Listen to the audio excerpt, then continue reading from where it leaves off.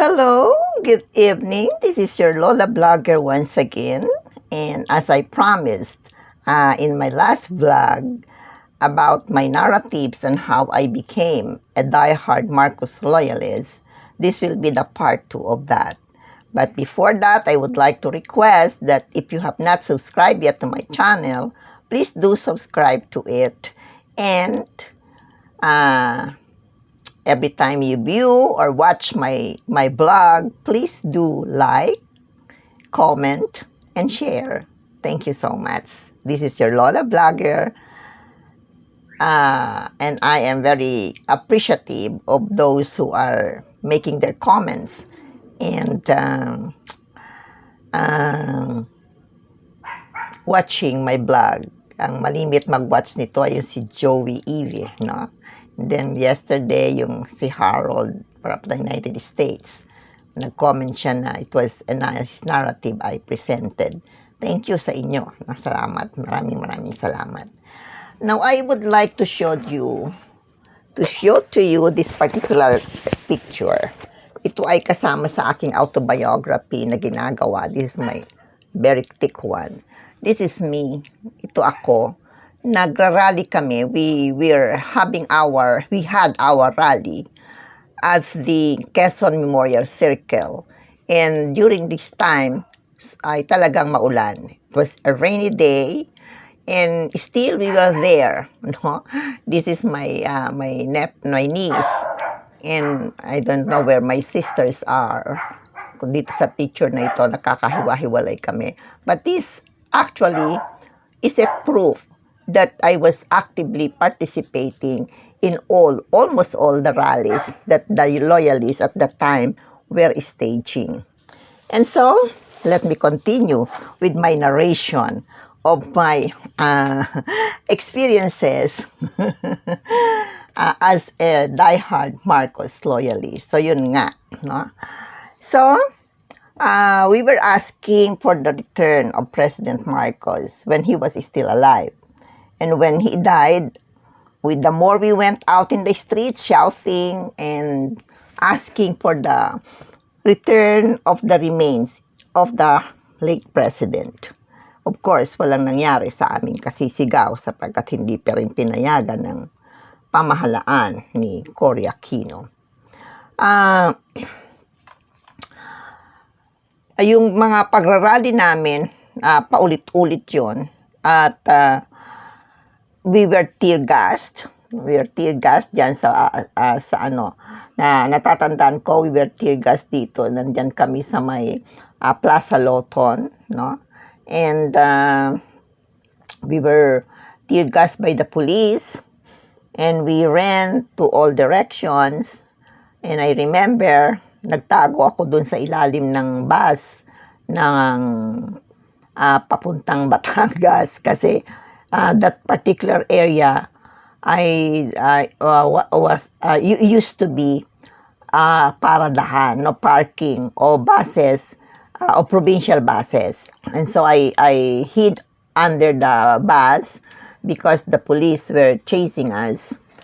And then, but after the police left, we went back. No, we went back. I remember Luz Domingo was very, was really shouting and daring the police to come again and harass us. Yun yung kami ganung katapang, lalo na si Ma'am Domingo, si Luz Domingo. I don't know where Luz Domingo or kung buhay pa si Ma'am Domingo, no, hindi ko na rin alam. So, tapos yan, walang araw yan. Every time after after my classes sa PUP, most of the time I was changing into I changed into red dress or t-shirt, no, and then I went to the rally. But there were times also na whatever color, pagka nagmamadali na, wala na, sige, diretso na lang kami sa rally. Ganon ang buhay ko noong panahon na yon, from 1986 to 19, I think, until such time. Ang pinakasagad-sagad ng pagrarally namin hanggang 1989, I think, mga 2 taon yun eh. Pero nung mamatay nga si President Marcos, lalo na nag-ano na ulit kami. And ano yon, pabugso-bugso na after the death of the president. Um, I remember yung sa Manila Hotel takeover ng grupo ni Arturo Tolentino. Naku, ang dami namin doon. We went there, nandun kami sa Luneta. We held our vigil there, thinking that that would be the right time para maka-take over na kung hindi man si President Marcos makabalik, at least si Arturo Tolentino would be the one to head the government, makuha kay Mrs. Aquino.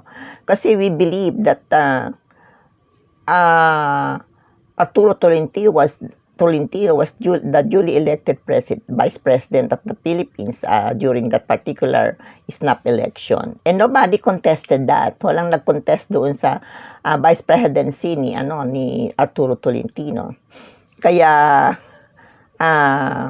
kung hindi si President Marcos, we were working na at least makaupo si Tolentino, and it would be easy for President Marcos to be back kung siya nang nakaupo. So we were there. Ang pamilya ko were there, and we slept on the grounds of Luneta. Nakatulog kami talaga. At nung maalimpungatan kami, nagising kami, no? Nakita namin mga polis, may mga truncheons na nakaamba sa amin. So we ran, no? Takbuhan kami, tayuan kami, takbuhan kami kung saan-saan direction kami tumakbo. So, pag nag-rally kami, natatandaan ko dyan when we had our rally then, and then we were in Mindiola, no, sa may Mindiola. At ang mga loyalista we were so supportive of each other, even during that time. Kung sinong may dalang pandesal, yan, bigay-bigayan. Tubig, share yan. Ganon talaga, no. Wala na sa amin yung mga damot-damot, no. We were sharing whatever food we have during that particular time when we were trying to fight for the return of the Marcoses to the Philippines. And this could be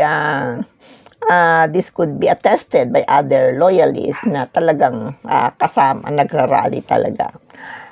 So, yun yung period na talagang my eyes were open to the truth na that a person could really sacrifice everything for the cause she was espousing.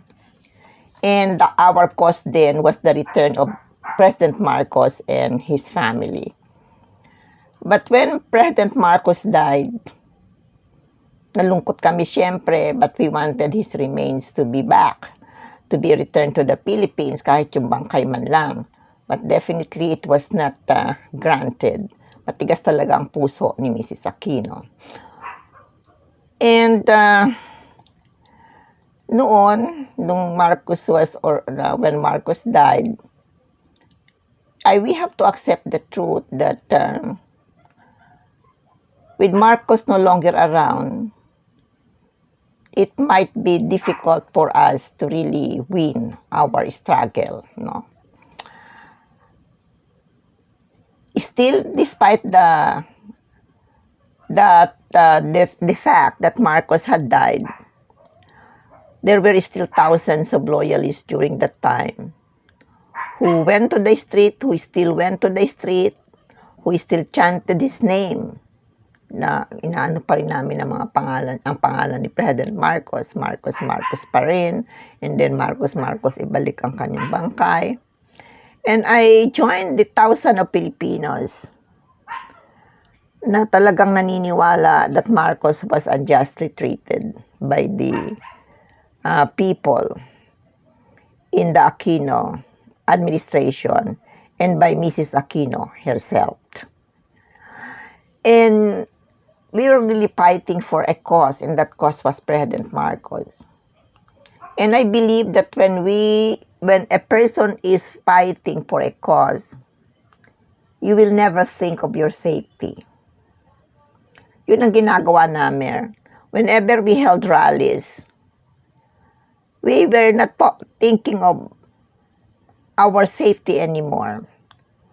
We knew we were risking our lives kasi the people in the government of Mrs. Aquino and Mrs. Aquino herself ay ibang-iba sa kay Marcos, kay President Marcos. Si President Marcos may puso. Si President Marcos would not want to see his countrymen, his people, the Filipino people, getting hurt. But Mrs. Aquino was different. She was really different. So, I really recall, after my classes sa PUP, nung buhay pa si President Marcos, I would change to red t-shirt and join the Marcos Loyalists in the struggle of having him return to the Philippines. We shouted, Marcos, Marcos pa rin. Yun nga sabi ko kanina, most of the time we were driven by the police, we were tear-gassed, we were whipped, but we continued our struggle. Walang sukuan talaga. Kaya dun sa Manila Hotel, ganun din kami ginawa natin. Thinking that would end the Aquino administration. Pero walang nangyari. It was a failed Manila Hotel takeover. Many of us were arrested. However, we did not stop. That particular incident did not stop us from going back to the streets. And later on, we have to also think of our own buhay. No? We could not be in the streets forever because we also have our lives to think about. Kailangan din namin maghanap buhay. We still come together during that time, but hindi na yung halos regular na regular. We still went back to the streets. We came together during important events in the life of the Marcoses. Like during his birthday, kahit nung namatay na siya, the birthday of the First Lady, kahit wala pa siya dito noon. Tapos nung namatay si Doña Josepa, nandun na naman kami sa streets, back na naman kami sa streets. Di lalo na nung namatay si President Marcos, dumalas-dalas ang aming mga pag-rally ulit.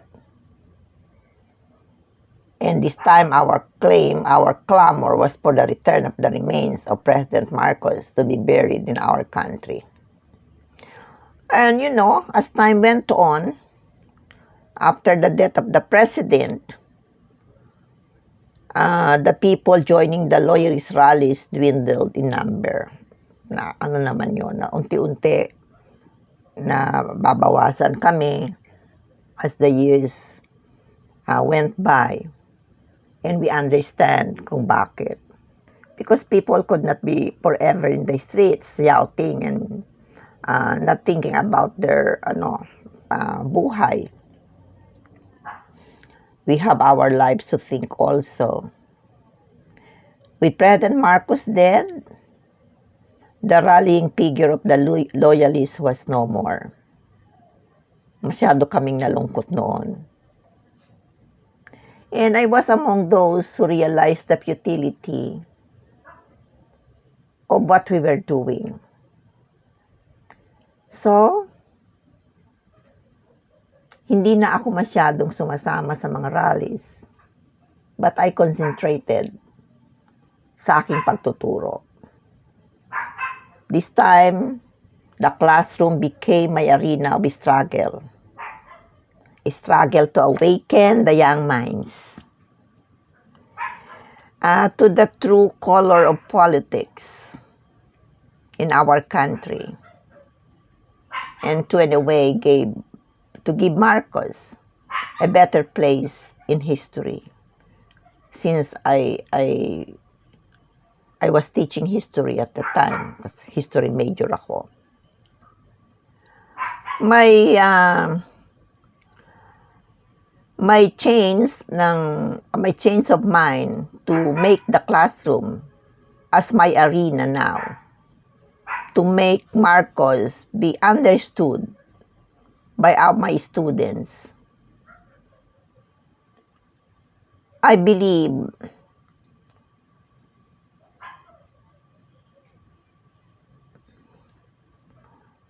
was a better decision that was a good decision that I made, because I know I was able to make a number of students understand the goodness of President Marcos.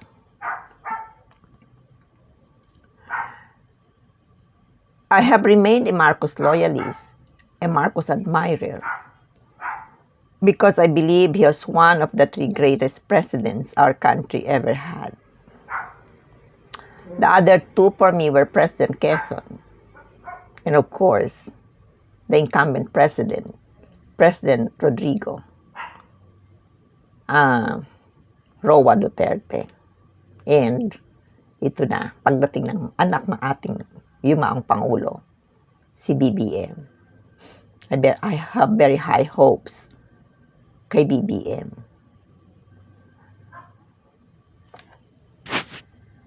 Na BBM will continue the good projects of his father, and BBM would be able to redeem the name of President Marcos.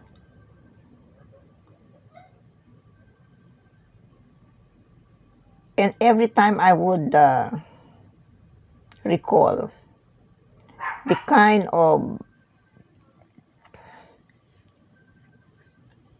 treatment my fellow Filipinos who were blinded by the Aquino people, the Aquino group at that time, hindi ko talaga mapigilan na malungkot at manghinayang sa pagkawala ng isang magiting na Pangulo ng bansang ito.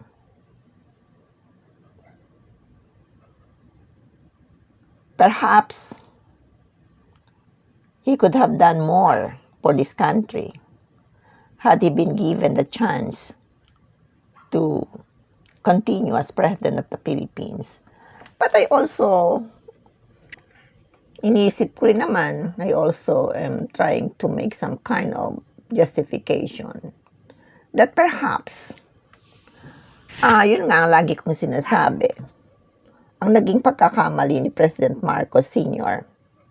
was he stayed in power too long, and he got wrong people in his administration. Perhaps the president, Marcos Sr. was not a perfect independent person. Meron siyang mga mali, meron siyang mga kahinaan. Pero uulitin ko yung sinabi niya na maaring may mga mali siyang nagawa. Subalit ang isang hindi niya kayang gawin ay ang pagnakawan ang kanyang bayan. At iduduktong ko ang saktan ang kanyang sariling mga kababayan. At nakita ko yon kung paano niya binawalan si General Bear not to attack the people in EDSA. Because he said he did not like the civilians, the ordinary people who were there to be hurt. Ayaw niyang may masaktang mga Pilipino, which was so different. And I will repeat this, nasabi ko na to sa isa kong vlog. It was different with Mrs. Aquino. Because when Mrs. Aquino's hold to power was threatened with a coup with the coup staged by the group of Hunasan, Mrs. Aquino asked for the help of the United States to contain the rebels and to bomb them kung hindi sila hihinto. Mrs. Aquino could sacrifice the lives of her own people for her to continue in power, which Marcos did not do. He could have done it kasi nasa kanila pang panig ang ang mga militar noon. Kaya lang hindi niya ginawa. And that one incident proved the strong love of Marcos for his own people that made him really a great leader. It may not be acceptable to many Filipinos still na naniniwala sa mga narratives ng mga nakaraang, na mga nagsulat ng kasaysayan, the victors, who wrote history. But I believe in the near future, Marcos will be placed where he should be placed in history. The right place in history, kung saan Marcos perhaps will be vindicated. I'm not saying that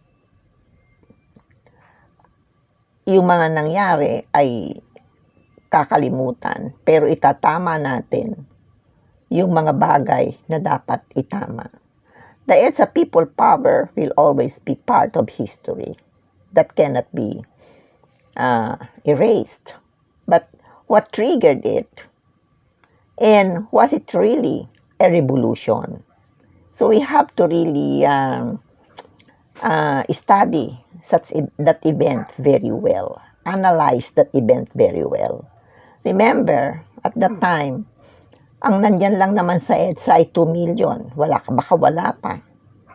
But how many Filipinos meron nung panahon na yon? 80 million? What percentage of 80 million is 2 million? So, with the victory of Marcos Jr., ngayon, 31 million, 58%, more than 58%, makikita natin na